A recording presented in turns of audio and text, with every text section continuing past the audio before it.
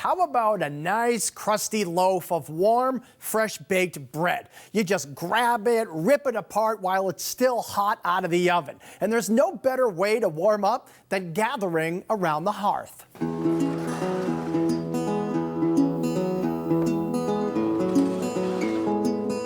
Peter Nyberg isn't just another baker. He's an artisan. He's a perfectionist. Very slow process, attention to detail, and consistency. Basically, you can call him the bread whisperer. I'm actually giving it instructions of how it's going to rise in the oven. At Hearth in Plymouth, Massachusetts, Peter and his wife Nicole have built a world-class artisan bread bakery from scratch. By the time the bread gets to the oven and you've baked enough, you can figure out who actually mixed the bread. You can tell who shaped the bread. Using a natural starter, centuries-old techniques, and a state-of-the-art gas deck oven with pressurized steam tubes to ensure even heat, Hearth started as a small wholesale bakery, but customers quickly started coming through the doors and their reputation spread like wildfire. When I started baking, I didn't really have any formal training in baking. I just basically did what I thought was right and by feel. We wanted to make the kind of bread that's reminiscent of the bakeries in Europe. Constantly mixing and trying new things, and let's see if this works, let's see if that works, because every day you're making that product. And so you can just really pinpoint and just continually trying to make it better and better and better every day. As a professionally trained chef who decided to dedicate his life to baking the perfect loaf, Peter likes to feel the bread, smell the bread, even listen to the bread. That's a nice, very nice hollow sound. Peter's an extremely creative person.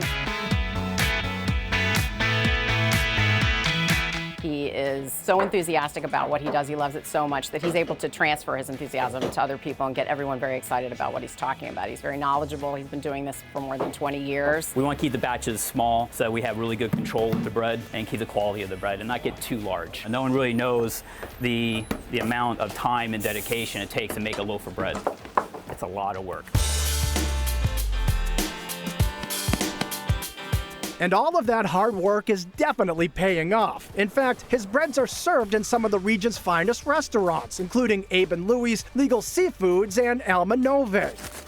There's the crusty French country bread, hearty Kalamata olive, sweet and satisfying fruit and nut, rustic rosemary, and an incredible 4 cheese bread that's like velvet on your tongue. And the cheese melts, and it's almost like a grilled cheese sandwich. A lot of the times it comes right out of the oven here. The cheese is very gooey, and it's delicious, and it smells so wonderful. And yeah, there are many, many mornings where it's too warm to slice even, and you just have to take it with you and let it cool off. Like all great bakers, Peter is part artist, part scientist, so his bakery is a mix of studio and laboratory. The flour, the fermentation, the levain, and the proper handling of the bread. This is where the human hand is very gentle, but also with some tension, and be able to feel the dough nice and taut, but still very tender. I'm scoring the bread.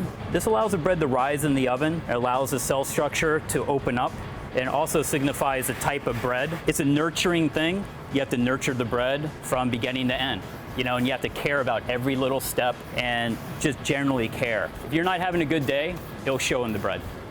That's all there is to it. We feel like, and this may sound corny, we feel like we're providing happiness because so many people have enjoyed our bread and have told us so. It's an extremely personal business for us. Obviously, we have everything tied up in this. It is our heart and soul, and we wanted to make the best products we possibly could. And to see that people really enjoy them and had people share so many of their stories about their holidays, that means a lot to us. You have to love what you do.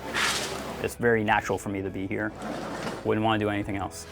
That's my purpose. It's what I do. That's who I am. I make bread.